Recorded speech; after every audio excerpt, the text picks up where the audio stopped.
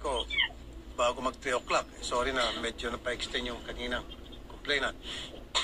Sige. Magandang hapon po, Ma'am Cherry White. Hello po, magandang hapon po. Nasabi na po sa amin kanina ni Sherry yung problema at susubukan po namin, tingnan namin kung pwede natin maayos pa to. Gano'ng katagal na po magkasintahan ni Boy Tapa? Start po nung December 13. Dito lang po, bago lang. Wala pang 1 year, December 13. Okay. Well, sayang naman po yun, kahit paano, December, January, February, 3 buwan na kayo. Yan ang bang pinag-ugatan ng away ninyo? Ito po kasi yun pinagbintangan ako na nag-hack po daw ako ng Facebook. Nahinak ko daw po yung Facebook, which is nung isang gabi po, akala niya hinak ko yung Facebook niya, pero lahat po ng Facebook nag-log out. Nag-message siya sa akin na ipapatulpo daw po niya ako. Okay. Ngayon, yung conversation na yun, syempre naaligaga ako. Ngayon, pinost ko. Pinost ko po yung convo na ipapatulpo ko. Tapos, bigla na lang siyang nag-live sa Facebook niya. Nagsalita po siya ng mga kasiraan about sa akin. Katulad po ng walker ako, magulang ko po, adik, may matanda daw po ako. Yun po yung mga sinabi niya sa akin sa live. 1 hour po siyang naka-live.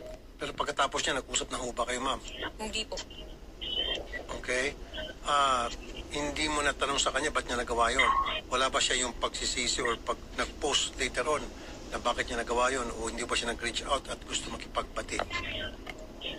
Wala po Bakit siya pang magpapatulpo Ayun nga po hindi ko maintindihan bakit ako pa ipapatulpo kasi may ebidensya daw po siya na pinapahack ko yung account niya, yung Facebook niya. Anong ebidensya pong hawak niya? Hindi ko po alam. Nung gabi po yun, lahat yun nag-log out yung Facebook. Pero kung kayo po ay magkasintahan, ba't kinakailan po ay i-hack yung kanyang Hindi ko nga po alam. Hindi ko po gawain yun. Pero yan po iba na-explain mo na sa kanya?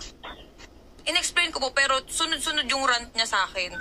Sasabihin niya pa ako ng bad words na, ulul ka, alam ko ikaw may gawa nito. Pero, nung time na po yun, lahat ng Facebook nag-log out. Okay. Apo, nagkaroon po talaga ng down po.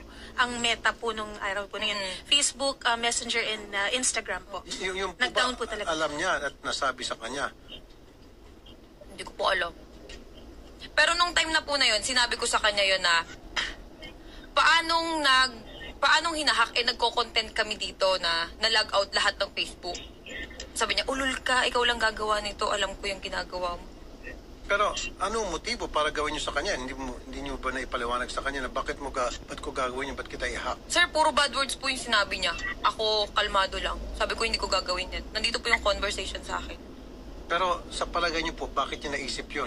Siguro po dahil po galit siya. Galit siya?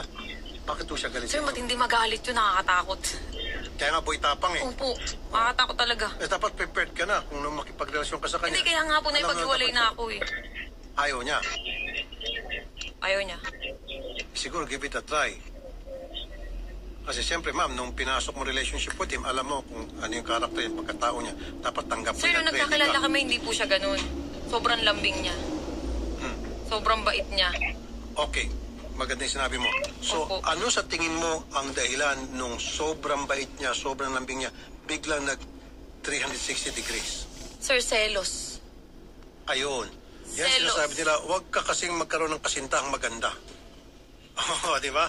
Kasi kung ikaw magkasintahang maganda, talagang marami kang problema dyan. Siyempre, Sir, maganda. Hindi po daw ako maganda. Kasi sinasabi niya sa live, unggoy ka din. Tanggalin mo yung maskara mo. Pangit Kasi ka. sir, ritoke daw po yung ilong ko. Wala nang masama kung ritoke. Doon sa mga mga selosa at seloso, wag na kayo magkasintahan ng gwapo at maganda para hindi na kayo magsiselos. Wala nang aligid-aligid. Di ba? So, nagsiselo siya. Baka naman may pagbasihan, ma'am, para maging fair. Baka naman may pagbasihan yung pagsiselos niya. Sir, ito nga pilit kong sinasabi noon sa social media, ilabas mo kung anong dahilan ng hiwalayan natin. Bakit hindi mo malabas? Kasi sir, ayoko magsalita masisira siya. Pero ma'am, kasi wala siya dito, subukan natin tawagan. Yung bang, okay, dati malambing siya, sabi niyo sweet. Sobra. O, Para siyempre, akong prinsesa. tama lang yon. Usually, ganun talaga pag nanliligaw. Pag tumagal-tagal na, hindi naman lahat, medyo may pagbabago. Pero, what led to it? Ano po yung mga nagawa mo sa tingin mo sa kanya na para naging ganun po yung kanyang pag-aasal na ngayon sa inyo? Kasi ganito po yan eh. Nag-start yan pati dun sa ano. May nagpa-picture sa akin sa Alcoy, sa Cebu. Nag-away po kasi kami that time. Lagi kami nag-aaway. Laging punto selos. Siyempre ako nagselos din ako. Pero yung pinagsiselosan ko nasa lugar. Okay. Nasa Ano tama. po yung sa to. Cebu?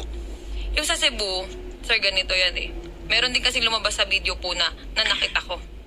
Pero hindi po siya yung sinaktan ko. Opo. Yung mga kaibigan niya. Sir, dinipensahan ko po kasi yung sarili ko. Bumaba ako dun sa resort, nakapanty ako, nagsiswimming po ako nun that time. Tapos, pag akyat ko, galit na galit siya. Sabi niya sa akin, hinawakan niya yung kamay ko agad. Nakaganyan ako, sir. Hinawakan niya po yung kamay ko, tapos yung kaibigan niya, 4 na lalaki. Habang hawak niya ako, naka-video sila, nasa kalsada po kami, may video ako. Nasa kalsada sila, ano, nakipag-sex ka doon? Ginaganyan niya ako, nakipag-sex ka dyan sa baba? Anong ginawa mo dyan? Sabi ko, mga followers, nagpa-picture sa akin, anong masama? Doon na siya na-trigger. Nagselo siya, yun. So, may Galit na nagpa-picture galit sa yung mga followers, pinagselosan niya po yun. Opo, yung mga taga Cebu. Doon po sa lugar na yun. Natural lang po sa ating mga vloggers, magisiguro sa kanya, pag may nakikita mga followers nagpapapicture, hindi niyo po naunawaan yun, bakit wala ho ba nagpapapicture sa kanya? Madami din. Oh, at ikaw, nagsiselos ka ba pag may nagpapicture sa kanya? Hindi po. Normal po yun eh. Pag may